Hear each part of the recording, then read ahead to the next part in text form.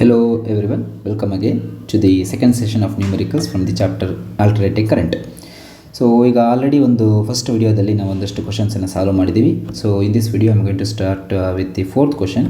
ಇಲ್ಲೊಂದಷ್ಟು data ಕೊಟ್ಟಿದ್ದಾರೆ, first ಬರ್ಕೊಂಬೋಣ. So a sinusoidal voltage of peak value is given.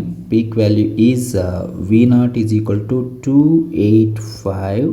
It is the peak value, not the RMS value. You can calculate RMS value later. It is connected to the LCR circuit of resistance 5 ohm. ಬರ್ಕೊಳ್ಳೋಣ. R is equal to 5 ohm. Okay, then inductance ಕೊಟ್ಟಿದ್ದಾರೆ 28.5 milli henry 10 to the power minus 3 henry. Capacitance ಕೊಟ್ಟಿದ್ದಾರೆ 800 microfarad. Okay, ಹಾಗಾದರೆ ನಾವು ಬೇಕಾಗಿರುವಂಥ ಒಂದಷ್ಟು ವ್ಯಾಲ್ಯೂಸನ್ನು find out ಮಾಡ್ತಾ ಹೋಗೋಣ. We need to find out resonant frequency, impedance, current and power dissipation at the resonant. So here first question ನಮಗೆ resonant frequency ಆಗಿರುತ್ತೆ F0 is equal to 1 divided by 2 pi square root of LC. ಇದು formula, ನೀವು theory ಓದಿರಬೇಕು, ಇಲ್ಲಾಂದರೆ ಕಷ್ಟ ಆಗುತ್ತೆ. So F0 is equal to 1 divided by 2 into pi value is to 3.14 into square root of L value is 28.5 into 10 to the power minus 3 into 800 into 10 to the power minus 6. So next F0 is equal to solve ಮಾಡೋಣವಾ. So 1 divided by 3.14 into 2 is 3 to the 6.28 into under root ಎಷ್ಟು ಬರುತ್ತೆ? Let me use the calculator so that I will get the answers directly. It is 28.5 into 800, 22,800 ಬರ್ತಾ ಇದೆ, into 10 to the power minus 6 minus 3 is minus 9. So ನಾವು round figure ಮಾಡೋದಾದರೆ ಇದನ್ನು 10 to the power minus 8 even number ಮಾಡ್ಕೊಂಬಿಡ್ತೀನಿ. So that F0 ಎಷ್ಟು ಬರುತ್ತೆ? F0 is equal to 1 divided by 6.28 ಅಷ್ಟೇ ಇರುತ್ತೆ. Root of 2280 is 47.4749 into 10 to the power minus 8 under the root minus 4 ಆಗಿರುತ್ತೆ. So ಇದನ್ನು ಸಾಲ್ವ್ ಮಾಡೋದಾದರೆ F0 is equal to 1 divided by 6.28 divided by 47.749 ನಿಮಗೆ 0.0033348 something into 10 to the power minus 4 ಮೇಲೆ ಬಂದರೆ plus 4 ಆಗಿತ್ತು ನ್ಯೂಮರೇಟರ್ಗೆ 1234. So ನಿಮಗೆ 33.348 ಫ್ರೀಕ್ವೆನ್ಸಿ ಇಷ್ಟು ಬರುತ್ತೆ, 33.348 and the unit is hertz. So this is the resonant frequency in this case. Resonant frequency pass ಮಾಡ್ಕೊಂಬರ್ಕೊಳ್ಳಿ. Next ನಾನು ಇಂಪೆಡೆನ್ಸನ್ನು ಫೈಂಡ್ ಔಟ್ ಮಾಡ್ತೀನಿ. ಎರೇಸ್ ಮಾಡ್ಬೋದಾ? Shall I erase the contents? Okay, ಬರ್ಕೊಂಡಿದ್ದೀರಾ ಅನಿಸುತ್ತೆ. I will directly move on to the impedance. ಇಲ್ಲಿ resonant condition ಅವರೇ ಕೊಟ್ಟಿರೋದ್ರಿಂದ ಡೈರೆಕ್ಟಾಗಿ ಹೇಳಿದ್ದಾರೆ, ಬಟ್ ಡೈರೆಕ್ಟಾಗಿ ಅಟ್ ರೆಸೊನೆನ್ಸ್ ಕಂಡೀಷನ್ ಅಂತ ಹೇಳಿಲ್ಲ. ಇಂಪೆಡೆನ್ಸ್ ಮುಂಚೆ ರೆಸೊನೆಂಟ್ ಫ್ರೀಕ್ವೆನ್ಸಿ ಕೇಳಿರೋದ್ರಿಂದ ಸೊ ಒಂದು ಹಿಂಟ್ ಏನು ಅಂತಂದರೆ XL will be equal to XC. So ಅದಕ್ಕೋಸ್ಕರ ಇಂಪೆಡೆನ್ಸ್ ಏನಾಗುತ್ತೆ, Z is equal to square root of R square plus XL minus XC ತೊಗೊಳ್ತೀವಿ, ಅಥವಾ XC minus XL also. So XL minus XC ಆದಾಗ Z value ನಿಮಗೆ R ಆಗುತ್ತೆ. Because XL is equal to XC, 0 ಆಗಿಬಿಡುತ್ತೆ. XL minus XC is equal to 0 substitute ಮಾಡಿದ್ರೆ ನಿಮಗೆ R ಬರುತ್ತೆ. R value ಕೊಟ್ಟಿದ್ದಾರಲ್ವಾ, ಎಷ್ಟು? 5 ohm. ಸೊ ನಿಮಗೆ ಡೈರೆಕ್ಟಾಗಿ Z ವ್ಯಾಲ್ಯೂ, ಇಂಪೆಡೆನ್ಸ್ ವ್ಯಾಲ್ಯೂ ಬಂತು. ಅದಾದ ನಂತರ ಕರೆಂಟ್ ಫೈಂಡ್ ಔಟ್ ಮಾಡಬೇಕು. ಸೊ ಯಾವುದು ಕರೆಂಟ್ ಸರ್, RMS ವ್ಯಾಲ್ಯೂನ ಪೀಕ್ ವ್ಯಾಲ್ಯೂನ ಅಂತ ಮೆನ್ಷನ್ ಮಾಡಿಲ್ಲ. ಸೊ ನಾವು RMS ವ್ಯಾಲ್ಯೂನ ಫೈಂಡ್ ಔಟ್ ಮಾಡೋಣ. I R M S is equal to V R M S divided by Z. V R M ಎಸ್ಗೂ ಪೀಕ್ ವ್ಯಾಲ್ಯೂಗೂ ಏನು ಫಾರ್ಮುಲಾ ಅಂತಂದರೆ V not by √2 times Z ಅಂತ ಬರುತ್ತೆ. ಸೊ ಸಬ್ಸ್ಟಿಟ್ಯೂಟ್ ಮಾಡೋದಾದರೆ 285 ಡಿವೈಡೆಡ್ ಬೈ √2 ಈಸ್ 1.414, ಅಥವಾ ನೀವು ಕ್ಯಾಲ್ಕುಲೇಟ್ರಲ್ಲಿ ಸಹ ಹಾಕ್ಕೊಬೋದು. ಇಂಟು ಝೆಡ್ ವ್ಯಾಲ್ಯೂ ಎಷ್ಟು ಕೊಟ್ಟಿದ್ದಾರಪ್ಪ 5. ಸೊ ನಾವೇ ಕ್ಯಾಲ್ಕುಲೇಟ್ ಮಾಡಿದ್ದಾಯಿತು. So I R M S is equal to, so let me calculate it.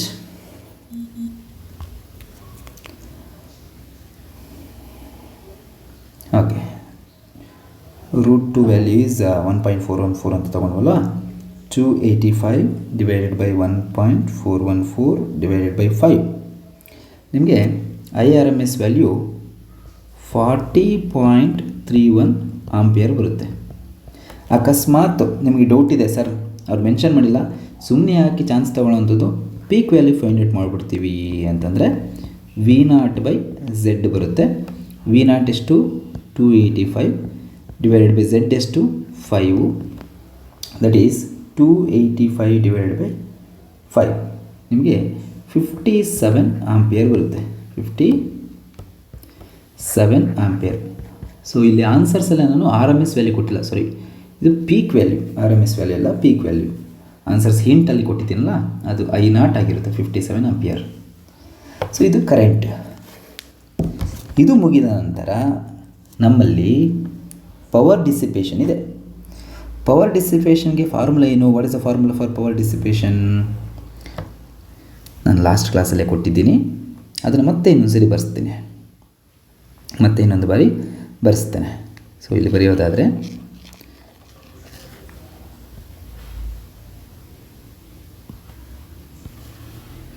Option D, ಅಥವಾ sorry, will move on to D, that is power, average power dissipated, that is VRMS into IRMS into cos phi. So P bar is equal to VRMS ಎಷ್ಟಪ್ಪ V naught by √2, IRMS ಎಷ್ಟಪ್ಪ I naught by √2, cos phi ಎಷ್ಟಪ್ಪ at resonance cos phi value 1 ಆಗಿರುತ್ತೆ. ಯಾಕೆ ಅಂತಂದರೆ cos phi formula ಏನು? R by Z ಅಲ್ವಾ? Substitute ಮಾಡಿದ್ರೆ V not is 285, I not is find out ಮಾಡಿದ್ದೀವ 57 divided by √2 into √2 is 2 into R value is 5 divided by Z value is also 5. ನೀವು solve ಮಾಡೋದಾದರೆ average power ಎಷ್ಟು ಬರುತ್ತೆ? Solve ಮಾಡೋಣವಾ?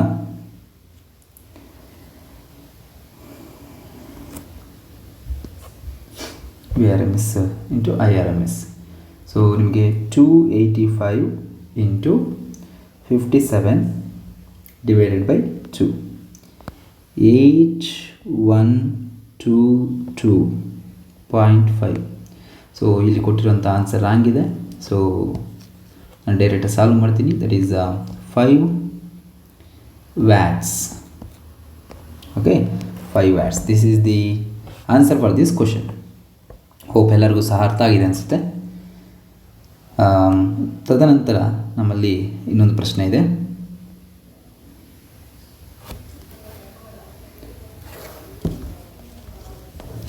So a resistor of 100 ohm pure inductor of coil 0.5 Henry and capacitor are connected in series in a circuit to 200 volts. ಅಂದರೆ ಇದು mention ಮಾಡಿಲ್ಲ, ಇದು R M S value ಅಂತ ತಗೊಳ್ಳಿ, voltage. In the circuit is ahead of the voltage by 30 degree. So 5 value ಕೊಟ್ಟಿದ್ದಾರೆ. Find the value of capacitance. So ಇದನ್ನು homework ಅಂತ consider ಮಾಡ್ಕೊಳ್ಳಿ. ಹೋಮ್ವರ್ಕು ಓಕೆ, ಪಾಸ್ ಮಾಡ್ಕೊಂಬರ್ಕೊಳ್ಳಿ. ನಾನೀಗ ಬೇರೆ ಪ್ರಶ್ನೆಗೆ ಹೊರಡ್ತೀನಿ.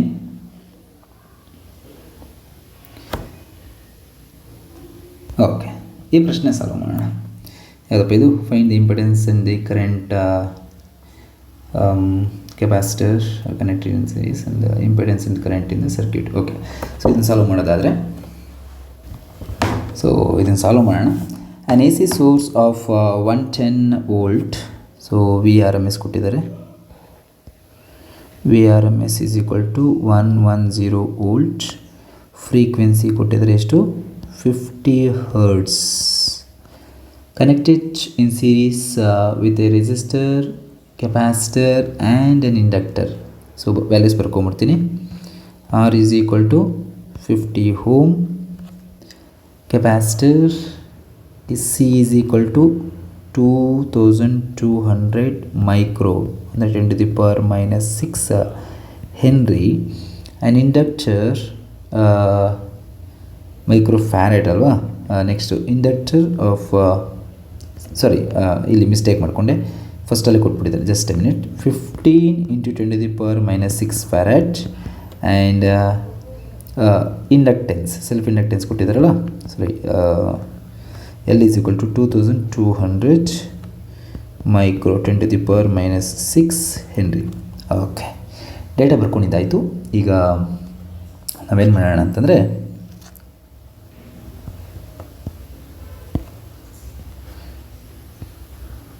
Will move on to impedance. So ಇಂಪೆಡೆನ್ಸ್ಗೆ ಫಾರ್ಮುಲಾ ಏನು? Z is equal to R square plus X L minus X C whole square. So ನಮಗೆ ಆರ್ ವ್ಯಾಲ್ಯೂ ಬೇಕು, ಕೊಟ್ಟಿದ್ದಾರೆ ಎಷ್ಟು? 50 ಓಮ್. ಎಕ್ಸ್ ಎಲ್ ವ್ಯಾಲ್ಯೂ ಬೇಕು, ಎಕ್ಸ್ ಸಿ ವ್ಯಾಲ್ಯೂ ಬೇಕು. ವರ್ಡ್ ಸಾಲ್ವ್ ಮಾಡ್ಕೊಂಡ್ವಾ? First X L value find out ಮಾಡ್ಕೊಳ್ಳೋಣ. X L is equal to L omega, that is equal to L into omega means 2πf. So L is how much? 2200 into 10⁻⁻6 into 2π value is 3.14 into frequency is 50. ಇನ್ನು ಸ್ವಲ್ಪ ಲೆಫ್ಟಿಗೆ ಬರೆಯೋದಾದರೆ ಸ್ವಲ್ಪ adjust ಆಗುತ್ತೆ.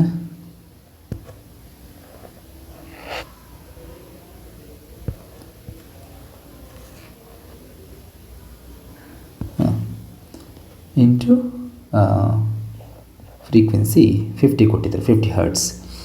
Substitute ಮಾಡಿ X L value find out ಮಾಡಿ. ನಾನಿಲ್ಲಿ ಮಾಡ್ತೀನಿ, ನನಗೆ answer ಎಷ್ಟು ಬರುತ್ತೆ ಅಂತ ಇಲ್ಲಿ ಬರೀತೀನಿ.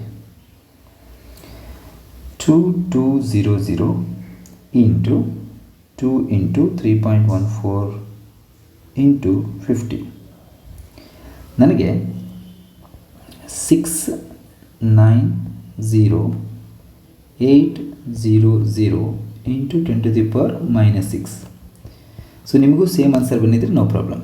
ಇದನ್ನು ಶಿಫ್ಟ್ ಮಾಡ್ಕೊಳ್ತೀನಿ. 1 2 3 4 5 6. ಸೊ 0.6908 ಓಮ್ಸ್ ಬರುತ್ತೆ. Next X C find out ಮಾಡೋದಾದರೆ ಎಷ್ಟು ಬರುತ್ತೆ? ಸೊ ನಿಮಗೆ 1/c ಒಮೆಗಾ. ಇಲ್ಲಿ X L minus X C, sir X L value ಕಮ್ಮಿ ಬಂದಿದೆ, X C minus X L ಮಾಡ್ಬೋದಲ್ವಾ ಅಂತಲೂ ಬರ್ಕೊಬೋದು. ಸೊ ಸ್ಕ್ವೇರ್ ಮಾಡೋದ್ರಿಂದ ನಿಮಗೇನು ಪ್ರಾಬ್ಲಮ್ ಆಗೋದಿಲ್ಲ. ಅದು ಸಹ ಎಲ್ ವ್ಯಾಲ್ಯೂ ಕಮ್ಮಿ ಬಂದಾಗ ನೀವು X C minus X L value ತೊಗೊಂಬಿಡಿ, ಎಕ್ಸ್ ಎಲ್ ವ್ಯಾಲ್ಯೂ ಕಮ್ಮಿ ಇದ್ದಾಗ. ಸೊ 1/c ಎಷ್ಟಪ್ಪ ಕೊಟ್ಟಿದ್ದಾರೆ? ಎಷ್ಟು? 15 × 10⁻⁻6 2πf, that is equal to 1/c value 15 × 10⁻⁻6. Obviously X C value ಸ್ವಲ್ಪ ಜಾಸ್ತಿ ಬರೋ ಥರನೇ ಇದೆ. Into 3.14 into 50. ಯಾಕೆಂತ 10⁻⁻6 ಮೇಲೆ ಹೋದರೆ +6 ಆಗುತ್ತೆ. So that is equal to, answer ಮಾಡೋದಾದರೆ 1/15 ಡಿವೈಡೆಡ್ ಬೈ 2 ಡಿವೈಡೆಡ್ ಬೈ 3.142 ಅಥವಾ 3.14 ತೊಗೊಂಬೋಣ, ಡಿವೈಡೆಡ್ ಬೈ 50. ನಿಮಗೆ 0.0002123142 ಬರುತ್ತೆ. ಇಂಟು 10⁻⁻6 ಮೇಲೆ ಹೋದರೆ +6 ಆಗಿರುತ್ತೆ. ಶಿಫ್ಟ್ ಮಾಡಿದ್ರೆ 1 2 3 4 5 6 212.3142 ಬರುತ್ತೆ. ನೀವು ಜಸ್ಟ್ ಒಂದು 3 ಇಲ್ಲಿ 2 ಅಂತ ಮಾಡ್ಕೊಂಡು ಸ್ಟಾಪ್ ಮಾಡ್ಕೊಬೋದು, ಅಥವಾ 314 ಬರೀತೀನಿ ಸರ್ ನೋ ಪ್ರಾಬ್ಲಮ್ ಅಂತಂದರೆ ಓಕೆ. ಸೊ ಹೋಮ್ಸ್ ಬರುತ್ತೆ. This is X C. ಈಗ X Z value find out ಮಾಡಬೇಕು. Substitute this in Z and find the answer.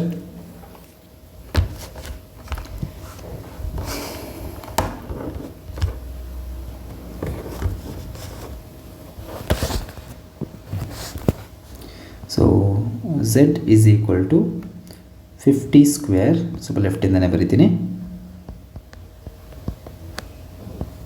Plus X C ಜಾಸ್ತಿ ಬಂದಿದೆ, so 212.3142 minus 0.6908 whole square under the root is equal to, ನಿಮಗೆ solve ಮಾಡಿದ್ದಾದಮೇಲೆ ಎಷ್ಟು ಬರುತ್ತೆ ಅಂತಂದರೆ, ನಾನು ಸಾಲ್ವ್ ಮಾಡ್ತಾ ಹೋಗ್ತೀನಿ. ಮುಂಚೆ ಬರೆದಿರೋದನ್ನು ಎರೇಸ್ ಮಾಡಿಬಿಡೋಣ, ಬೇಕಾಗಿಲ್ಲ ನಮಗೆ. X C value excel value find out ಮಾಡಿದ್ದೀವಿ, ನೀವು ಬರ್ಕೊಂಡಿದ್ದೀರಾ ಅನಿಸುತ್ತೆ ಪೆನ್ ಬುಕ್ಕಲ್ಲಿ. ಹಾಗಾದರೆ ನಾವಿಲ್ಲಿ ಬರೆಯೋಣ.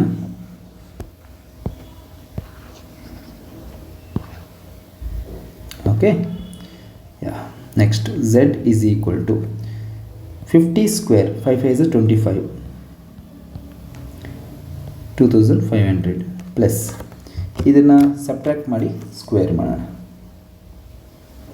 50 ಸ್ಕ್ವೇರ್ ಆಯ್ತಲ್ವಾ. Next 212.3142 minus 0.6908 is somewhere around 211.6234 whole square into 211.6234 ನಿಮಗೆ somewhere around 44,784.46 ಬರುತ್ತೆ. ಪಾಯಿಂಟ್ ಇಲ್ಲಿ ಬರುತ್ತೆ, ಇನ್ನೊಂದಷ್ಟು ನಂಬರ್ಸ್ ಇದೆ, ಬೇಕು ಅಂದರೆ ಬರ್ಕೊಬೋದು. 3427, okay, plus 2500. So z is equal to 47,284.463427 under the root. Z is equal to root of 47,284.463427 217.449 45 ಮಾಡ್ಕೊಳ್ತೀನಿ. Home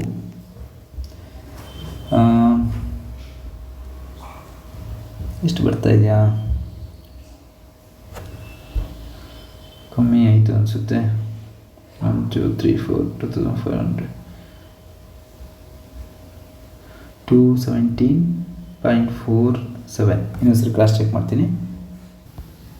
S, so this is Z value that I have got. You cross check it. ಇಲ್ಲಿ I think wrong ಇದೆ ಅನಿಸುತ್ತೆ. So ಈಗ IRMS value find out ಮಾಡೋಣ. So VRMS ಕೊಟ್ಟಿದ್ದಾರೆ, IRMS ಇಲ್ಲಿ ಬರ್ಕೊಳ್ತೀನಿ. Let me minimise this.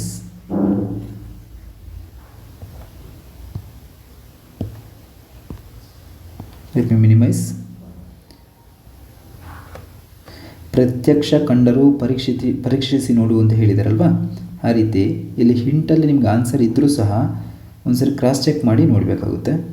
ಅದಕ್ಕೆ ಇದೇ ಉದಾಹರಣೆ ಆಗಿದೆ.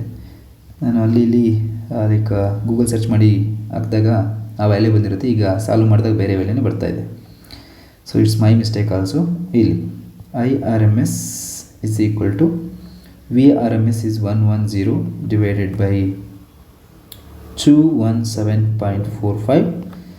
ಸಾಲ್ವ್ ಮಾಡಿದೆ ಎಷ್ಟು ಬರುತ್ತೆ? ಝೆಡ್ ವ್ಯಾಲ್ಯೂ ಬಂದಿದೆ 110 divided by 217.45.